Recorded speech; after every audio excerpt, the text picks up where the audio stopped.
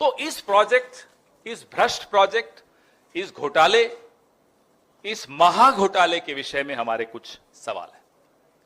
क्या ऊर्जा मंत्रालय, भारत सरकार ने बिहार सरकार की फीजिबिलिटी रिपोर्ट को जबरदस्ती संशोधित करवाया और एक सौर परियोजना को थर्मल परियोजना में परिवर्तित कर दिया? ओरिजिनली ये सौर परियोजना थी, दिल्ली से डंडा चला और इसको थर्मल प्रोजेक्ट में परिवर्तित कर दिया। नंबर एक। नंबर दो, क्या इस बदलाव से बिहार के रिन्यूएबल परचेज ऑब्लिगेशन यानी कि आरपीओ पर नकारात्मक असर नहीं पड़ेगा? क्योंकि जो ये आरपीओ होता है, इसके कुछ पैमाने होते हैं, इसके कुछ नियम होते हैं, वो सब दरकिनार रखते हुए आपने सौर को थर्मल में कन्वर्ट कर दिया बिना कोल लिंकेज के। ये भी नियमों के खिलाफ है।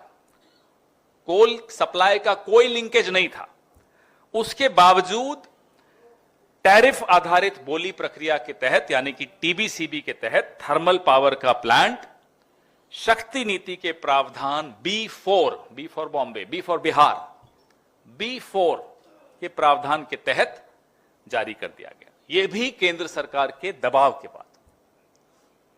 और 7 मई, ये तारीख बड़ी ऐतिहासिक है, बड़ी महत्वपूर्ण है, इसलिए आप नोट करिएगा। 7 मई 2025, ये अभी इसी साल कुछ महीनों पहले प्रधानमंत्री की अध्यक्षता में कैबिनेट की एक मीटिंग हुई और शक्ति नीति के प्रावधान B4 को बदल दिया गया। B for Bihar, A for Adani. अब बच्चों को यही सिखाया जाएगा। A for Adani, B for Bihar, C for corruption. ये ABC है इस पूरी परियोजना। B4 को प्रधानमंत्री ने खुद बदला, अपने हस्ताक्षर से बदला, अपनी अध्यक्षता की कैबिनेट मीटिंग से बदला, अपने दोस्त के लिए बदला, गौतम अदानी के लिए बदला। यह संशोधन सीधे सीधे 25 साल के लिए अपने दोस्त को 25,000 करोड़ प्रति वर्ष कमाने देने के लिए बदला गया। बिहार को कुछ नहीं मिलने वाला। आगे बताता हूं क्यों, कैसे। बिहार को इसलिए नहीं कुछ मिलने वाला कि यह बिजली बिहार के उपभोक्ता को लगभग 7 रुपए प्रति यूनिट के दी जाएगी। जमीन बिहार की, पानी बिहार का, सब कुछ बिहार का। त्याग बिहार ने किया, पेड़ बिहार के कटे, ठेका मिला गौतम अदानी को, बिजली मिली आपको 7 रुपए प्रति यूनिट। पड़ोस के उत्तर प्रदेश में चले जाइए, दाम पूछिए। थोड़ा आगे जाइए मध्य प्रदेश में, दाम पूछिए। महाराष्ट्र में जाइए, दाम पूछिए। और फिर बिहार आइए और आप चौंक जाएंगे, 7 रुपए प्रति यूनिट बिहार देगा। आखिर अपराध क्या है बिहार का? जमीन भी बिहार की जाएगी, 1 रुपए में जाएगी, पेड़ भी बिहार के कटेंगे, लाखों पेड़ कटेंगे, सांगवान के पेड़ कटेंगे, आम के पेड़ कटेंगे। मिलेगा क्या? ना आम न गुठली, 7 रुपए में बिजली। क्यों? क्या पाप किया है बिहार ने? हम यह भी जानना चाहते हैं कि बिना कोल लिंकेज के अंतिम रूप दिए टेंडर जारी कर देना क्या किसी नियम का उल्लंघन नहीं है? बिहार सरकार द्वारा कोल लिंकेज के अनुरोध को महीनों तक केंद्र सरकार ने नजरअंदाज किया क्योंकि नीयत में खोट थी। और एक और चौंका देने वाली मैं आपको बात बताता हूं। पिछले बजट में, केंद्रीय बजट में यह घोषणा की कि पीरपैंती बिहार में एक बिजली की परियोजना के लिए 21,500 करोड़ आवंटित कर दिए गए। आपने कभी सुना कि 21,500 करोड़ किसी निजी प्रोजेक्ट के लिए लागू किए गए, आवंटित कर दिए गए हैं? बजट में यह प्रावधान क्यों किया गया था? जब देना अदानी को था, सरकार को नहीं देना था। जब सरकारी प्रोजेक्ट ही नहीं है तो केंद्र सरकार के बजट में 21,500 करोड़ इसके लिए आवंटित क्यों किया गया? और आज उस खर्चे को आप किस हेड में दिखा रहे हो, किस मद में दिखा रहे हो? आपकी अकाउंट बुक में आप क्या दिखा रहे हो? क्या गौतम अदानी के प्रोजेक्ट में सरकार ने 21,500 करोड़ खर्च कर दिया? कोई जवाब नहीं मिलेगा, सन्नाटा होगा। इस बीच में पीजीसीएल के इंजीनियरों ने भी बीईआरसी में एक समीक्षा के लिए एक अर्जी लगाई। इंजीनियर्स बड़ी मजबूत लॉबी होती है। अचानक वो अर्जी वापस हो गई। बताइए किसका दबाव था?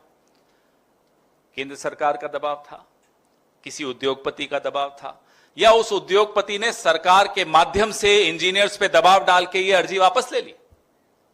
ये हमारा पांचवां सवाल है।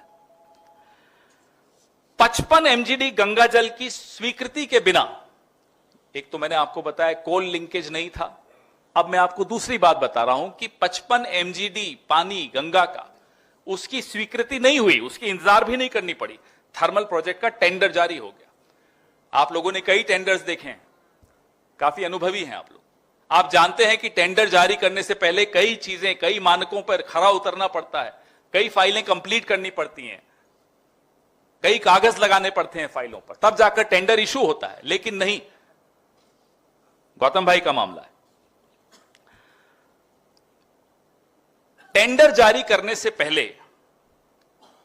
बिहार सरकार ने, आप हैरान होंगे, एक के बाद एक घोटाला आज निकल रहा है इसमें, 58.6 करोड़, 58 करोड़ रुपए खर्च कर दिया।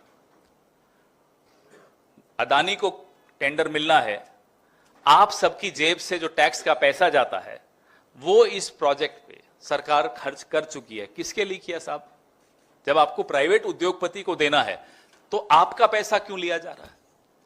हम यह भी जानना चाहते हैं वो क्यों खर्च किया गया, किस मद में आप दिखाएंगे उसको कि कहां कहां गया। वो हेड भी दिखाना पड़ता है, सरकार की अकाउंटिंग सिस्टम होता है। एक और चीज जो हमें अफसरों ने ही बताई, और हम उम्मीद करते हैं जब सरकार बदले तो इस तरह के अफसरों को हम रिवॉर्ड भी कर सकें, जो ईमानदार हैं, जो आज भी संघर्ष कर रहे हैं उद्योगपतियों के खिलाफ, गलत जो नियम तोड़े जा रहे हैं उसके खिलाफ। हमें यह बताया गया कि एनवायरमेंट इंपैक्ट असेसमेंट नहीं किया गया, EIA जिसको कहते हैं वो नहीं किया गया। हमें यह भी बताया गया कि कॉस्ट बेनिफिट एनालिसिस भी नहीं किया गया। कोई भी प्रोजेक्ट अगर आप टेंडर निकालते हैं तो ये दोनों चीजें बहुत आवश्यक होती हैं, दोनों नहीं की गई।